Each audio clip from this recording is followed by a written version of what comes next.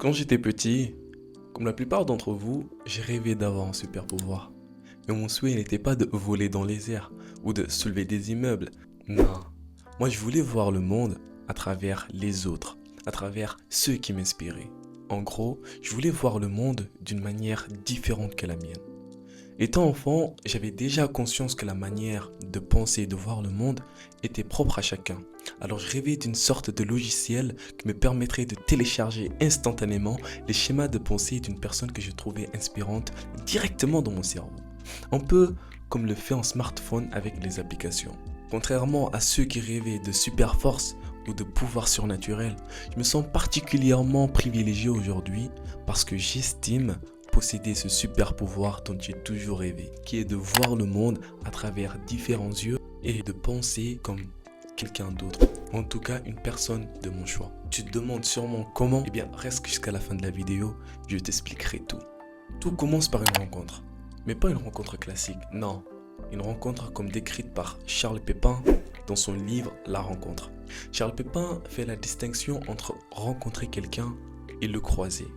Pour lui, on ne rencontre véritablement quelqu'un que lorsqu'il change quelque chose en nous, aussi minime qu'il soit, là où le croiser serait d'être en contact sans réel impact. Pour Pépin, chaque nouvelle rencontre est une nouvelle invitation à revisiter le monde autrement. Donc, autrement dit, à revoir le monde sous l'angle de vue de l'autre, en l'occurrence de la personne rencontrée. Prenons l'exemple d'Alex, un lycéen très timide qui a toujours eu peur de parler en public pour illustrer notre concept. Un jour, Alex rencontre Sam, un étudiant très confiant, très charismatique, qui s'exprime super bien, qui fait partie du club de débat de l'école. Pendant la discussion, Sam lui raconte ses expériences et lui dit à quel point est-ce que le club de débat l'a aidé à prendre confiance en lui et surtout à s'exprimer clairement. Alors Alex, lui aussi à son tour, espérant bénéficier de ces deux qualités, accepte l'invitation de Sam, à savoir venir participer à une séance du club de débat.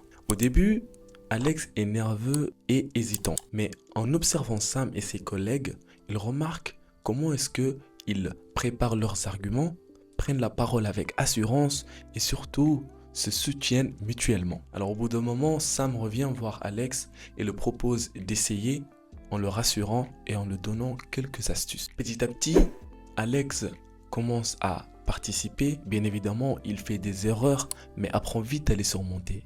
Et là, qu'est-ce qui se passe? Alex découvre la satisfaction de convaincre son auditoire. Il découvre le plaisir de parler en public et de se faire écouter en public. Grâce à Sam et à son soutien, non seulement Alex réussit à surmonter sa peur de parler en public, mais il développe une nouvelle confiance en lui. Remarquons comme la rencontre avec Sam change drastiquement la manière d'appréhender la prise de parole en public d'Alex. Ce qui était jusqu'ici une source d'angoisse pour Alex devient une nouvelle compétence et voire même une nouvelle passion, mais plus une compétence précieuse qui peut s'améliorer grâce à de la pratique et du soutien. Et là, vous me direz sûrement, oui, c'est facile, Alex, il a rencontré Sam dans la vraie vie, il a changé sa vie. Mais comment est-ce qu'on fait, nous, qui avons des mentors qui ont un profil public? Autrement dit, comment est-ce que l'on fait, nous, qui avons pour mentor des gens que nous ne pourrions peut-être ou en tout cas jamais rencontrer? Eh bien, c'est là que la rencontre virtuelle entre en jeu. La rencontre ne se fait pas que physiquement, contrairement à ce que l'on peut croire. La rencontre se fait aussi virtuellement et être tout aussi impactante que si elle s'était passée dans la vraie vie. Et mon exemple préféré que je donne souvent, c'est les livres. Lire un livre, c'est rencontrer l'auteur. C'est télécharger une part de sa façon de penser, une part de sa philosophie dans la nôtre. Ce qui fera que nous enrichir. Et très souvent à la fin d'un livre, en tout cas à la fin d'un livre d'essai, eh bien on sent qu'on a acquis quelque chose. On sent que l'auteur nous a transmis quelque chose. Eh bien, c'est la rencontre qui s'est faite actuellement, précisément dans ces instants précis. Cela n'est pas restreint qu'au livre, mais à la culture d'une manière générale, que ce soit la musique, le cinéma, les films, les mangas, les dessins animés, le sport. Vraiment, la rencontre est partout. Il suffit juste d'être disponible. Et là, si vous me suivez jusqu'ici, se pose maintenant la question cruciale. En tout cas, ce que la plupart d'entre vous devraient se poser jusqu'ici, c'est comment est-ce que l'on fait concrètement pour rencontrer quelqu'un? Eh bien, je vais vous répondre en 3 parties. Premièrement, il faut accepter sa différence.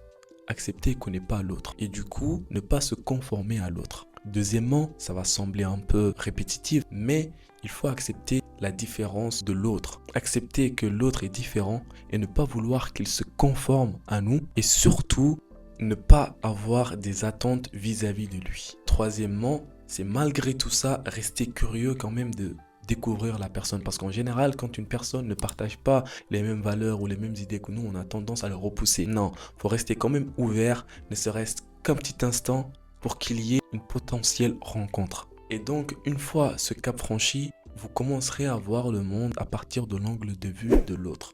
D'ici là, vous serez quand même assez initié à sa façon de penser pour glaner un peu d'ici et un peu de là ce que vous trouvez pertinent, enrichissant dans sa manière de penser. Donc après, pour venir le transmettre dans votre propre vision du monde, dans votre propre façon de penser, ce qui ne fera que vous enrichir. Parce que c'est le concept de la rencontre.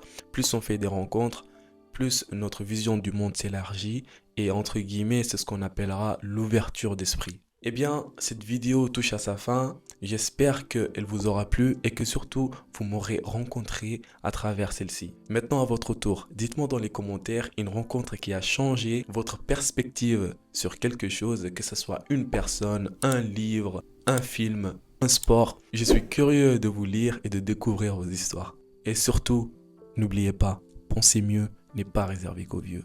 Salut!